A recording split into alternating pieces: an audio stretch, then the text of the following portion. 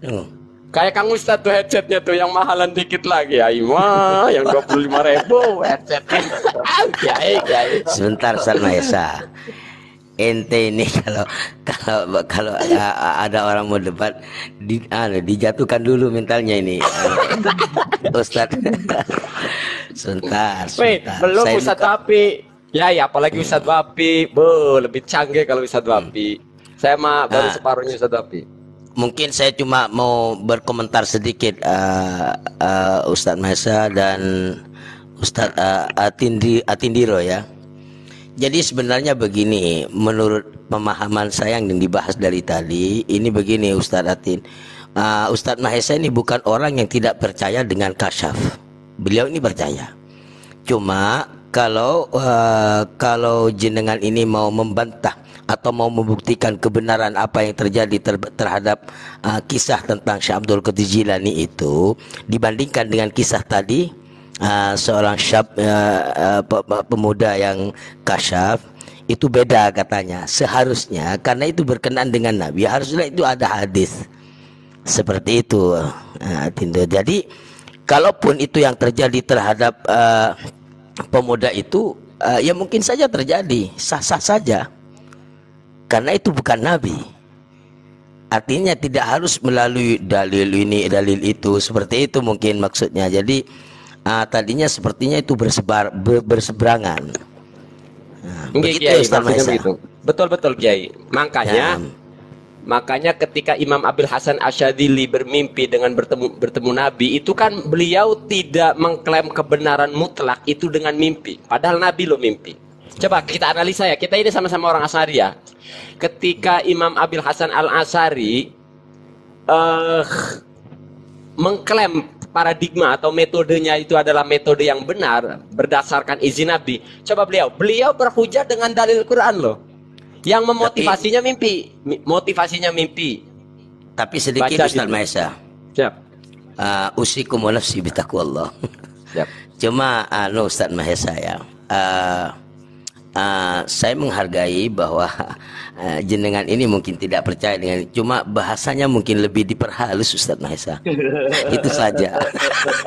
Kalau diperhalus enggak bikin orang emosi. Cara saya biar didatengin orang-orang sakti itu seperti itu. begitu. Enggak. Kalau Maksud saya kayak begini jenengan Ustaz Kiai. Mahesa. Gimana? Maksud saya begini. Kan biar bagaimanapun yang menulis kitab itu menurut saya dia orang hebat lah, seperti itu. Ya, kalau hebat saya sepakat. Nah, oleh karena itu kehebatannya itu kita kita ya menurut bahasanya jenengan, kita berhalusinasi kehebatan dia, katakanlah seperti itu, biar kita itu ada agak sedikit ada rem Ustaz Mahesa. mungkin biar tidak mengundang begini. Kalau kita membahasnya sah-sah saja menurut saya ini, tapi tolonglah bahasanya itu agak diperhalus sedikit. Mungkin Kira-kira begitu Kiai, ya. kira-kira coba saya posisinya di podium nih. Ya. Kira-kira sama. Saya itu tak sedahsyat Habib Bahar. Hei Kiai, yang makan. Ya kira-kira sama gitu. Yang diomongin Habib Bahar itu Kiai gitu loh. Sekalipun Ya sama Habib aja. Bahar, kalau memang ya bahasanya tuh terlalu tajam, saya juga tidak setuju.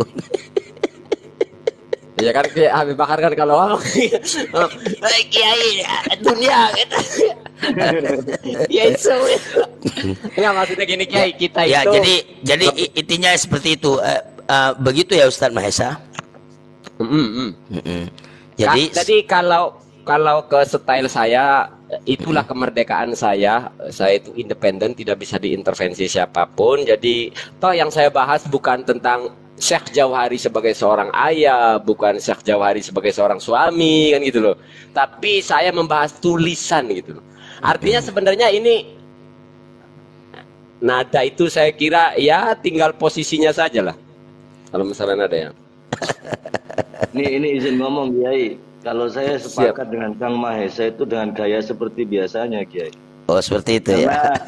Karena ini Kiai, kadang kita itu kalau yakin ke seseorang hiperbolanya itu keterlaluan Kiai, sehingga halusinasinya itu tajam sekali, bahaya sekali membawa nama Rasul, bawa nama Allah. Ana dari tadi, aduh, gini terus. Saya dengan bahaya. enggak.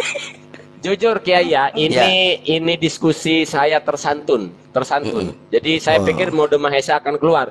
Karena beliau dari awal sudah memposisikan sebagai cuma pengen ngobrol aja, tanya-tanya katanya ya. Artinya bukan sebagai pembela Jawahirul Ma'ani. Tenang, serangan saya masih simpan, senjata utama mah belum ya. Itu saya prediksi saya di Grebek Kiai itu sudah saya prediksikan, disitulah nanti senjata utamanya. Tenang aja Kiai. Jadi tadi itu masih ngobrol santai. Ya cuma kan yang namanya ini setel Kiai lah, setel Mahesa. Jadi benar pemahaman saya tentang apa yang dibahas dari tadi ini Ustaz ya Mahesa. Betul. Karena ini ada melibatkan fi'lun Nabi. Naam. Dan jadi ini artinya boleh begini. sembarangan. Jadi apa yang terjadi terhadap Sayyidah Aisyah itu memang disampaikan oleh Nabi. Jadi kasyafnya itu terbukti dengan dawuh Nabi.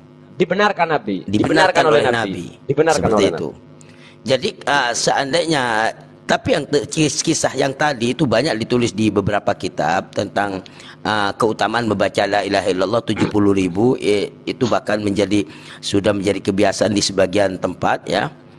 Untuk yakni untuk fida'u fulan minan nar. Beliau dipercaya bisa saja itu terjadi. Bahkan mungkin jangan-jangan Ustaz Mahesa lebih percaya dengan yang itu.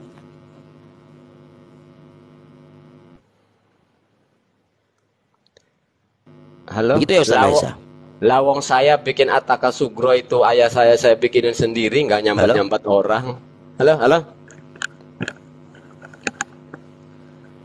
Saya itu begini sebenarnya Kiai. Saya itu, halo, suara saya ada nggak, Kang Santri?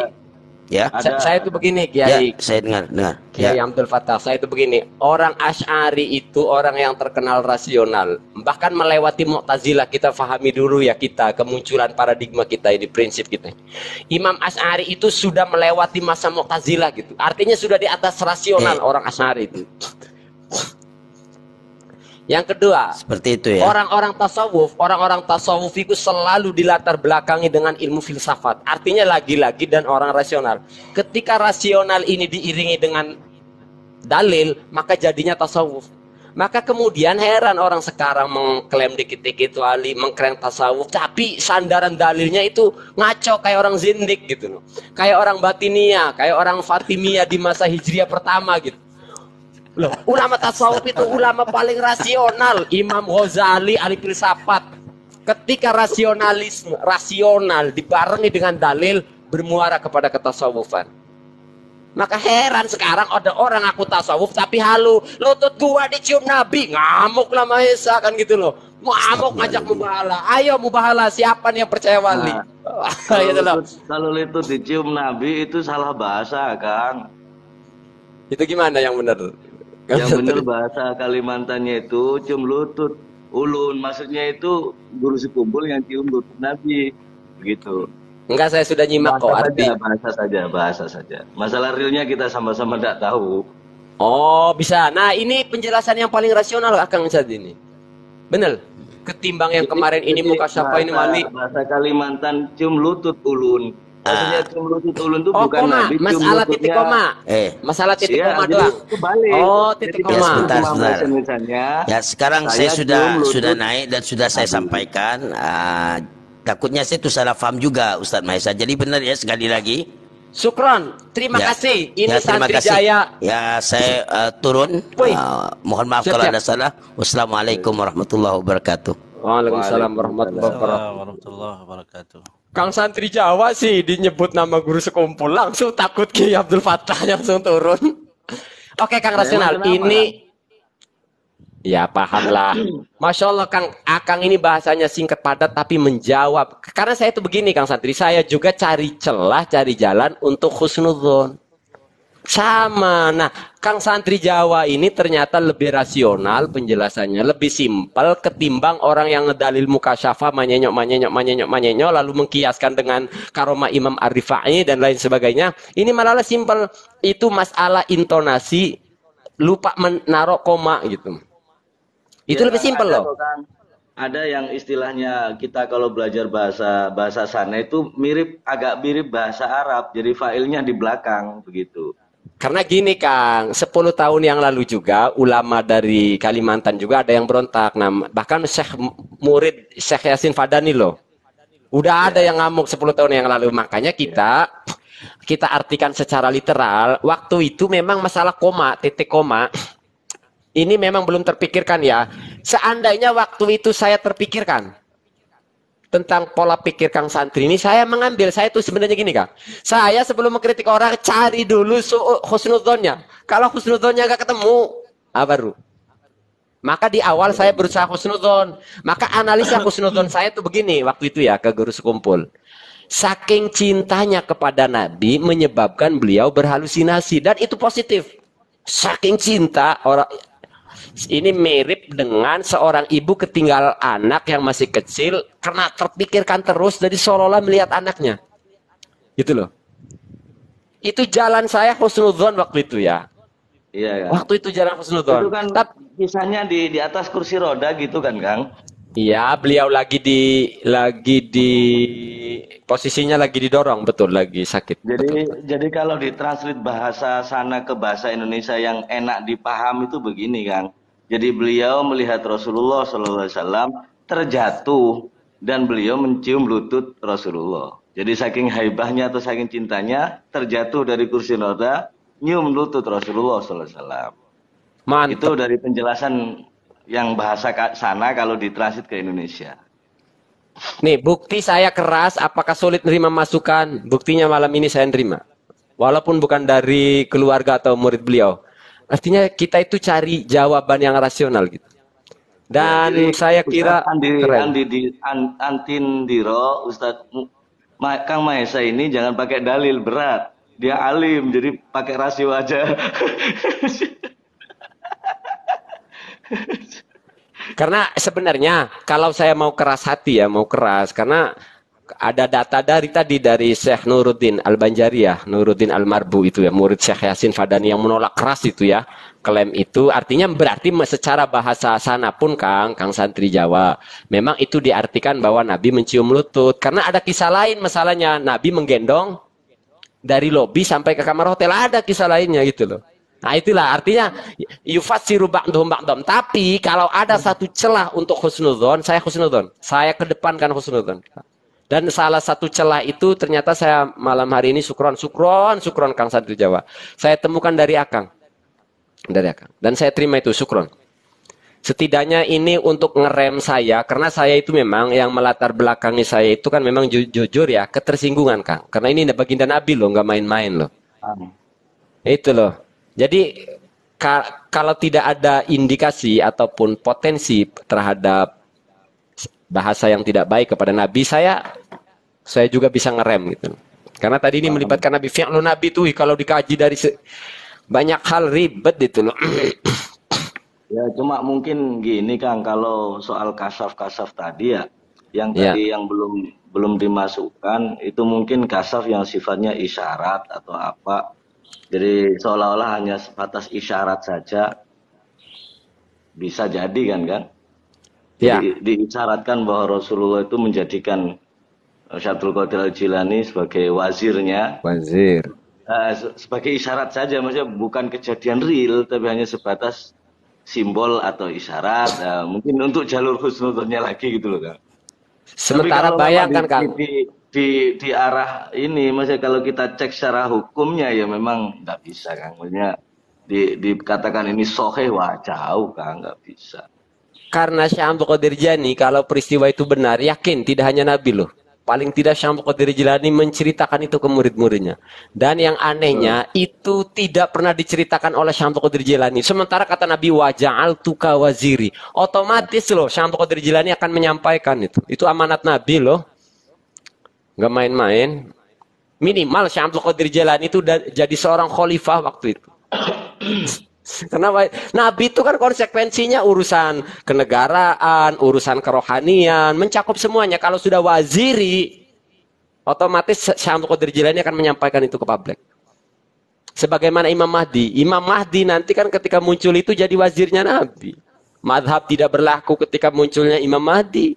Lawang Syekh Abdul Qadir Jailaninya sendiri bermadhab. Bagaimana bisa diterima oleh logika waras seorang yang dijadikan wazir Nabi tapi bermadhab? Kan aneh gitu loh. Syekh Abdul Qadir Jailani bermadhab. Padahal wazir katanya. Ini kan bertentangan. Loh, wazir tuh nggak boleh bermadhab. Nggak boleh. Imam Mahdi nggak boleh bermadhab. Hilanglah madhab Syafi'i, Hanafi, Hambali ketika munculnya Imam Mahdi nanti. Lalu pengganti Nabi ada, siapa Imam Syafi'i dibanding Imam Mahdi? Minggir Imam Syafi'i. Jadi besok Imam Mahdi muncul, nggak ada lagi debat tahlilan, doa sholat subuh kunutan apa enggak. Langsung Imam Mahdi. Gimana? Oh, terus kunut. Lanjut kita kunut. Ya kan? Nyingkir Wahabi kan. Wow. Nah ini kan menarik, ada kata waziri fit dunia. Ingat Kang Ustaz, fit dunia wal akhirah. Ini kata-katanya masih ada kita. Wa jangan tukar waziri fit dunia wal akhirah. Maka fit dunia otomatis Syekh Abdul Qadir Jailani akan memimpin umat Islam ketika itu. Dan Syekh Abdul Qadir Jailani jelas tidak boleh bermadzhab. Kalau kita lihat dari arah tafdiliyahnya ya itu kan. Konsekuensi. Iya itu kan. Makanya kayak barangkali yang di bawah-bawah nih ada yang muridnya mu'alif bisa jelasin itu kayak apa. Silakan. Saya bukan Kiai Imad ya, yang nonton debat terus Ustaz Nafi enggak. Bukan enggak. Malah saya enggak. Saya bukan Kiai Matuddin, walaupun tetangga beliau ya, tangga kecamatan. Lah ngobrol keilmuan kok, bantah-bantahan biasa ya. Nah.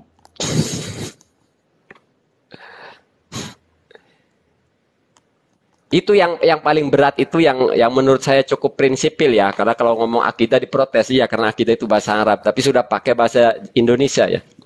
Sudah kayak nikah, enggak usah lah orang awam disuruh nikah harus fasihat, kasihan, enggak fasihat hanya lah mau nikah udah bahasa Indonesia kan gitu.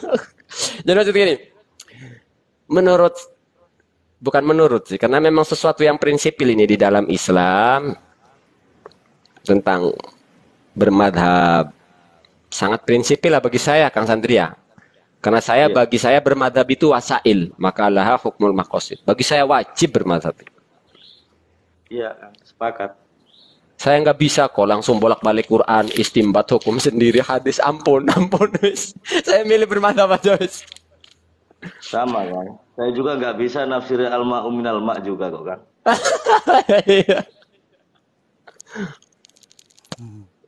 Nurun ala nurin ya. Ya kan jadi ganjil kalau dikatakan wazir tapi lalu bermadhab. Berarti artinya Syekh Abdul Qadir Jailani itu pemikirannya belum mandiri berarti. Seorang yang alim.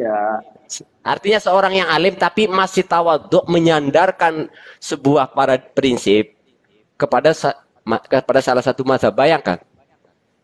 Jadi intinya kan pertanyaan besarnya ini dari mana mu'alif mendapatkan hadis ini gitu kan Kang? Itu pertama pertanyaan saya. Setelah dilacak nyatanya tidak ada sumber periwayatan gitu. Tidak ada sumber periwayatan. Ya udah Kang, simpulkan aja sesuai ya, makanya pandangan mutolak bohong hadis. Makanya. Udah. Kemudian yang paling akhir ini kan banyak ini Kang Ustadz ya. Banyak maksud di sini ada kekebalan. Sejak kapan wali Allah ngajar ke? Nah ini yang bertentangan. Jadi tidak hanya satu ya. Banyak jadi ini. Biar disimpulkan satu selesai. Ini lanjut lagi. Dan saya tidak menuduh ya. Maka ketika saya waktu itu ada oknum kanit melaporkan, oke saya akan proses masa ini ke jenjang yang lebih tinggi. Kenapa ngomongnya ke jenjang yang lebih tinggi? Karena wajar Polsek. Sekarang Polsek nggak bisa nerima aduan itu, nggak bisa langsung ke Polres. Saya paham soal masalah hukum begitu. Akhirnya saya pikir lanjutkan Pak Kapolsek. Nanti saya balik kick, mam. Udah ini urusan pusat kan, tenang aja kan.